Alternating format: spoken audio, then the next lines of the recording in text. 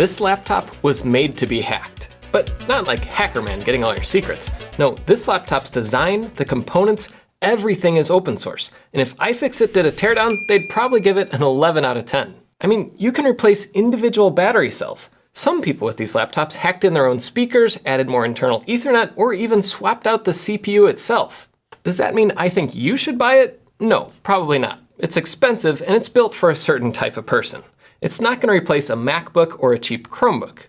But why does this exist, and why am I still excited about it? We'll get to that. This is the MNT Reform, and this unit was sent to me for testing. It's going right back after I'm done making this video. They haven't paid me anything, and they have no input into this review. And let's get specs out of the way quickly. This version with a Banana Pi CM4 pre-installed costs around $1,500. The base model is closer to $1,200. But this one has a 6-core A311D SoC, which I've tested before. It's a bit faster than the Compute Module 4, but a bit slower than the RK3588 in top-of-the-line ARM SBCs like the Rock 5 Model B. It also has 4 gigs of RAM, a 1TB NVMe SSD, a trackball, yeah, and they sent along a few premium add-ons like this white Pinatex sleeve and a printed handbook. But you can change literally everything. Not only can you pop out the keyboard and use it separately, you can also swap out the trackball for a trackpad, and you can swap out the Banana Pi for a Raspberry Pi, or you can stick with a slightly slower but more I/O-capable IMX instead.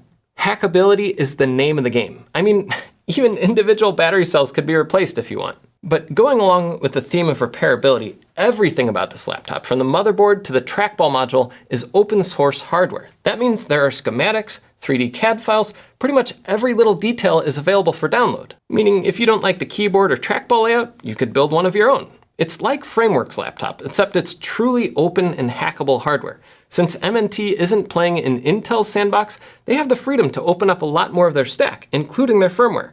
That comes with some downsides though. Like, look at how thick this thing is. Closed, it's about 40 millimeters tall. That's fighting with 25-year-old laptop designs in terms of overall thickness. It's a nice metal body though, so it doesn't have much flex. And the mechanical keyboard harkens back to a time when laptop keyboards actually felt nice. A MacBook Air, this ain't. It's just not built to compete in that market or with things like Chromebooks. To demonstrate that and more, I'll jump right into my experience using it. To be honest, this bottom is so pretty with that clear acrylic cover, I almost don't want to touch it. But touch it I must, because the first step in setting this thing up is connecting the batteries. If you don't want to get your hands dirty and take full ownership of your laptop, the MNT Reform is not for you. One thing to note, the sleeve feels nice and premium, and it should for over $100, but it was a bit hard to get on and off. It's a tight fit, at least brand new. And like the thickness, it harkens back to when computers came with nice dust jackets, but honestly, I throw my laptop in a bag with a built-in sleeve anyway, so I don't know if I'd put down the $150 or so for this sleeve. MNT sent over a trackpad and a Compute Module 4 kit in separate little boxes, and I'll get to installing both of those soon. They also sent along a sticker, which will now feature on my sticker board back here, so thanks for that. The power supply they ship is a Meanwell, so it's a quality adapter, and it's rated at 60 watts, which is probably a bit generous. I don't think this system would ever pull that much. But better safe than sorry. There's a 4 amp fuse by the power plug, so this thing couldn't pull more than 48 watts for more than a few seconds anyway. One thing I found slightly annoying was there's no indication on the top or side that you have it plugged in. It'd be nice if there were a tiny LED showing whether the laptop's plugged in and charging. As it is, there's just this amber LED hanging out under the wireless antenna. You could get the information when it's booted up, but I like having a visible indicator on the outside. That's a minor gripe though. Let's get this thing booted up. And booting it up is a little different too. You press the circle key, then the little OLED above the keyboard lights up. From here you can turn on power, turn off power, and get at some other basic utilities like checking individual battery cell voltages. But I wanted to boot it up, so I chose that option. The base OS the Reform ships with is already pretty complete. It comes with a ton of software built in and 2 different graphical environments, in my case Sway or GNOME. And they actually just changed things up and moved to Wayfire, but I'll cover GNOME here. But before that, let's take a peek on the command line. Now, I already know how to do things like install NeoFetch and check out the specs, or set up iPerf3 to test the network speed. But if you don't, the first thing you see after logging in is this nice page of help topics. I like how they do that, and they also have a whole section on Linux basics in the operator's manual. Doing that helps people who might know a little bit about Linux but never actually used it before. And dumping you into the command line kind of forces the issue too. It's not like you just boot right into a web browser like a Chromebook. You have to learn how to do that in Linux. But GNOME it is. I spent some time getting used to the Reform, and the little A311D chip is fast enough for at least casual use. I could play back YouTube videos at 1080p, though the tinny built-in speakers won't hold a candle to my MacBook. To move in, and I'm going to show you everything, including the wall mount network rack I just set up in the back. But if you want to solve that, just plug in some headphones. The built-in amp sounds great on my ATH M20s. But there again, there's a little annoyance that's not a big deal, but it is different than most other modern devices. When I plugged in my headphones, I also had to go into the sound settings and switch outputs. I don't have to do that on my Mac or pretty much any PC in the past decade or two, but there might be a way to hack Linux a bit to get that automatic output switching to work. But that's kind of the theme with this thing. It gets very close to what I'm used to, but it's just a tiny bit different, enough to be grating the first few hours while I'm using it. Like, take the keyboard. It has a split spacebar layout, and if you're like me and your muscle memory has you hitting the center of where the spacebar should be, you have to either adjust your muscle memory to hit one of the other parts, or remap the keys to use spacebar there again. And the same goes for the control key, which is moved up to where caps lock would normally be. For me, I'm a weirdo, and I remap that to escape, but on this keyboard, I have to remap control back down to the bottom left to get comfortable again. I mean, it's not super hard to do, but this keyboard is pretty fussy like that. I'd rather just have a standard North American QWERTY layout like I'm used to. Otherwise though, the keyboard's mechanical switches feel great, certainly better than almost any other laptop I've touched. It needs room for it, meaning the laptop's a bit chunky, but it is nice to type on this thing. And moving down a bit, you can go with either a trackball or trackpad. I tried both, and I had a couple gripes with both of the options. While I do love trackballs, the old giant Kensington trackball was pretty awesome back in the day, this one was a bit smaller and sunken down so far it was hard to control it really well. Even with the tracking speed set to max, it took far too much work to move around the screen with it.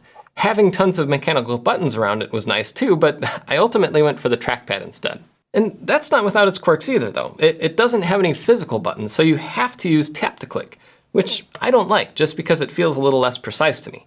Also, that means dragging things around or resizing windows requires a little bit of a dance as you tap and hold with one finger while the other fingers do the moving.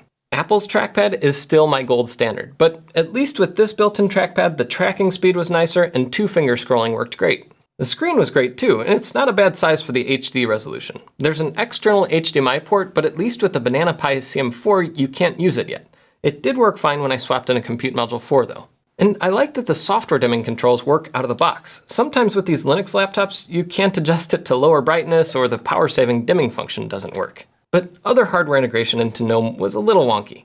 The battery indicator would work sometimes, and other times it would just show as 0%, whether I was plugged in or running off battery power. There are some power commands you can run in Linux to get that info, but I just wanted the time estimate or a percentage to show. And I did run through one full battery cycle playing back this Fireplace livestream on YouTube full screen, and it ran for about 2.5 hours. So you can probably get a bit more than that if you use it more conservatively. It did shut itself down when the battery was exhausted though, so it's nice to know that the power management is working behind the scenes even if the UI was a little bit rough. Wi-Fi was also quirky in GNOME. I kept trying to connect to my network and it would say authentication required, but it never actually popped a password dialog.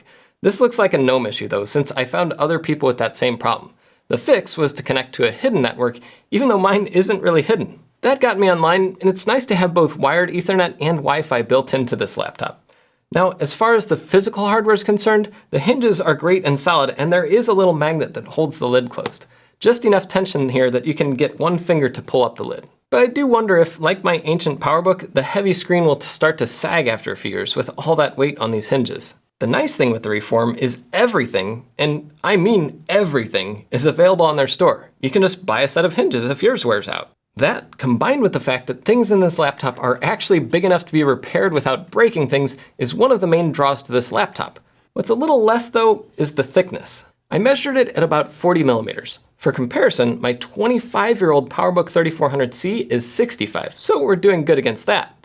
But it's more than 3 times thicker than my MacBook Air. A lot of modern bags and backpacks aren't made for thicker laptops like this. It fits in my old Case Logic shoulder bag, but only barely. The thing is, if you're spending over $1,000 on a laptop with these specs, you probably aren't buying it to be an ultralight. It's much more reasonable as an open hardware portable computer than a sleek go-everywhere laptop, even though you could use it that way in a pinch. Overall, the thing I love most about the hardware is the quality of all the finishes, the ease of access to every part, and the fact that I can get at everything. And even buy replacement parts if something breaks.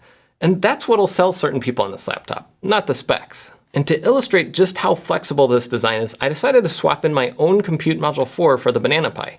It wasn't hard, and the printed guide that came with the upgrade kit had all the details and some nice illustrations. You flip over the computer, remove the acrylic bottom cover, remove the heatsink, unseat the BPi CM4, and plug in the Pi. Now, there are a couple extra things you need to do for the Pi. For one, there's only one Wi-Fi antenna plug on the CM4, so you should really tape off the other one that's inside so it doesn't short something out on the motherboard. And you also need to install this HDMI to DisplayPort adapter so the internal display works. This was probably the most delicate part of the whole operation. These tiny wires are a little fragile, and you have to pull them to full extension to get it to plug in.